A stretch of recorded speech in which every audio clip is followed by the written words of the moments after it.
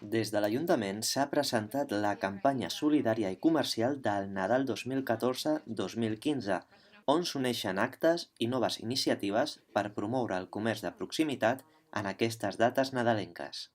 Destinem un 30% del cost de la instal·lació de les llums de Nadal i la totalitat del consum. Apuntar que hi ha 42 punts de llum en marxa en aquesta edició, és a dir, trobareu guarnides molts carrers al Nadal que no s'havien enllumenat mai.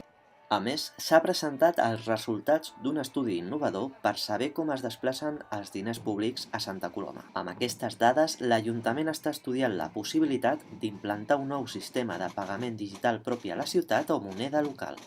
Les subvencions que atorga l'Ajuntament en un any a les entitats que treballen en l'àmbit de la cultura o de l'esport o pròpiament del comerç, que són aproximadament 626.000 euros, d'aquest volum, un 29,12 es queda en consum a la ciutat, és a dir, és fluxe en termes de consum local i es queda aquí, i la resta és fora de Santa Coloma.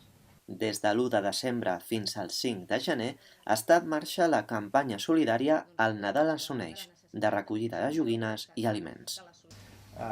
Nosaltres tenim una prioritat aquest any a l'hora de recollir aliments, que és oli i llet, que això és el que fonamentalment necessitem en aquesta recollida i per tant fem la crida a través dels vostres mitjans perquè ens ajudeu a que la gent aporti sobretot oli i llet.